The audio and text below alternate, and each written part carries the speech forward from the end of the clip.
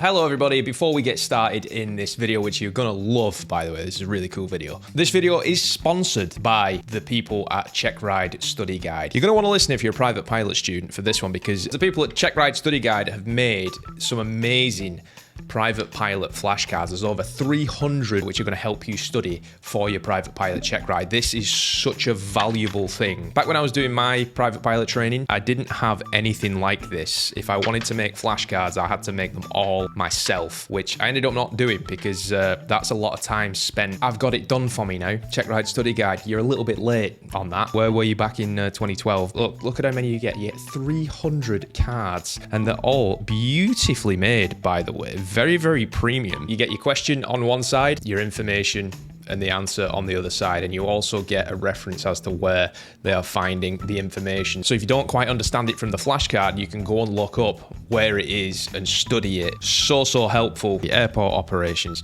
What should a pilot do if they become lost on the airport surface? Stop the aircraft, ask ATC for help, and use airport signs and markings to reorient. Plan and brief your expected taxi route, and use airport diagram prior to commencing taxi. Fantastic. That is not only good for your check ride, but also good to take with you as a pilot throughout your career. Do another cheeky one. Cross-country navigation. What is latitude and longitude? Yep, we're going to put that one away. Scenario-based training. You experience a bird strike during climb out and notice the aircraft controls feel sluggish. What are you going to do? Maintain control of the aircraft. Test your controls at different airspeeds to assess your ability to control the aeroplane upon landing. Assess the extent of the damage. Communicate with ATC and return to the airport for an emergency landing. I like it. You're in the traffic pattern when another aircraft cuts you off on final, probably a Cirrus. How do you handle it? I would initiate a go-around and maintain safe separation. I'd inform the other pilot of my intentions over the radio and reposition myself in the pattern to attempt another landing. Checkride Study Guide flashcards for private pilot. You can get them now on the Checkride Study Guide website. I'll link that in the description for you. There's also on pre-order, as of making this video, instrument oral exam flashcards. You can never get too much studying in. They take the work away from you making flashcards and let you spend more time studying. Really, really cool. So thank you to Checkride Study Guide for sponsoring this video. Let's get it rolling. Hello everybody, welcome back to LewDix Aviation.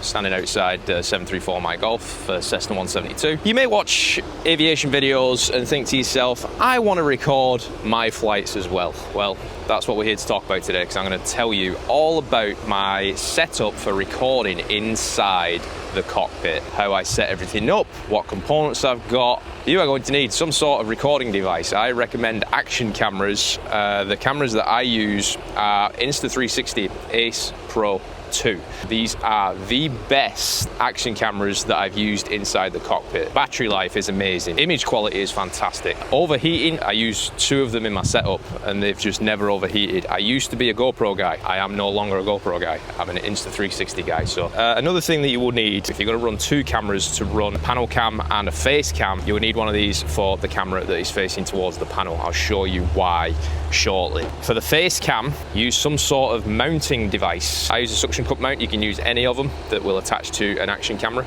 This goes on the window in the aircraft and points the camera towards you as you're flying. And then one of the bigger things of the setup is some sort of splitter audio cable to get your ATC audio. So those are all the components you need to get started recording. You can get fancy with it and get some outside mounts to mount on things like the tie down, but to keep this simple, we're going to go with the simplest setup with just the panel cam and a face cam.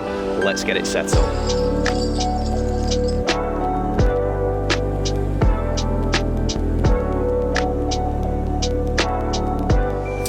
So, the first thing that I usually do when I hop into the plane is I set up my headset and the audio cable, so it's easy kind of plug and play. Any aviation headset that you're using inside a plane like this should have a dual general aviation connector. It's really straightforward with the audio cable. If you take a look at it, you got the kind of a split end here with one jack that looks very similar to a jack that is on the headset, and then the other side of the splitter where something goes into. And on the other side of the cable, you've got a smaller jack which actually plugs into the camera. Now with the Insta360, you have to have a microphone adapter, which is an extra cost, but it makes your life so much simpler. To show you how that looks, there is the microphone adapter on the Ace Pro 2. And then all you do is you plug in straight into it, and bing bang boom, you're ready to go. Simple as that. You can find these cables pretty much anywhere. I think I got this one from N-Flight Cam, bought it online, but you can get it. Tons of pilot shops online have them. You'll probably find them in local retailers as well. I tend to plug in the big jack from the audio cable. Then what I do is I take the big jack from the headset and plug it into the other side of my audio cable. And then the other jack from the headset now plugs into here. So now all you've done is you've just split the connection. This is the separate audio cable, this is the other jack from the headset, and then you've got the headset plugged into the audio cable there. You've split the connection, and then down here dangling is the other side, which is going to plug into the Insta360 Ace Pro 2. Boom, simple. Now we've got to set up the camera on the window right there. This is how I do that. So here we have my other Insta360. Here we have my suction cup mount. And there we go. So that is now attached to the suction cup mount, and this just attaches onto the window here. It takes some kind of wiggling around and figuring out where the best position is for it, but what I tend to do to avoid overheating is I tend to try and put the camera underneath the panel. Here you can see where it's kind of underneath, so it's kind of getting a little bit of shade. I mean, how much that actually does for the camera, I'm not too sure, but I try my best to position it so it's as far out of the sun as humanly possible. And obviously you can make some adjustments for where you want it to be. It's just what I would avoid, putting it anywhere kind of where the suction cup's up here and the camera's like hanging out in front of the window. Like you can see, it's not in plain sight of the window here, it's kind of covered by the dash. But what I will say with the Insta360 Ace Pro 2 is that it's never overheated on me. It's been a great camera. This, by the way, is not sponsored by Insta360, but if you happen to want Insta360 cameras for your recording setup in the plane, use my links in the description to get your stuff, because I'll get a little bit of kickback. Well, then it's as simple as this for the audio cable. So I'm going to take this little door off, and then I'm going to steal the mic adapter from this one like such. Hear the little click, and then that is in there. And then get the other side of the cable, slot it in, bing, bang, boom. You are set up, ready to record air traffic control audio with your face cam.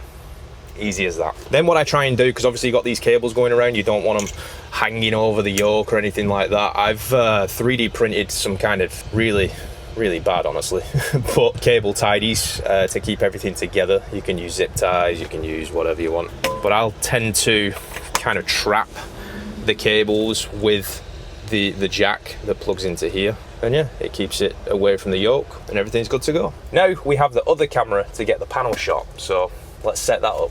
So now we come to attach the camera to the ceiling here in the aircraft, and what I use for that is a sticky mount that allows for this mount here to kind of attach to it. I'll give you a kind of close-up of how that works. It's funny because I say that I'm not a GoPro guy anymore, but this is actually from GoPro. This here, look how disgusting the roof is, that's concerning, isn't it? But this has been stuck here for years, it's never moved. It's been a really good mount, but you can see it's got an area here for you to slide this into. So all you have to do is just slide that in, ready for a camera to be mounted to. And then all you have to do is you have to dangle the camera from this mount. Now, some of you are probably looking at it thinking, well, your cameras have been upside down in this. Doesn't really matter if you have the right settings, auto reorient to face up. But if they don't worry about that. You can flip it in your editing software, so it's really not a problem. You've got the panel camera, you've got the face camera. It's all set up, ready for the pre-flight and ready to go and fly. Well, that's as simple as it is. You may have thought it might have been a little bit more technical, but it's really not.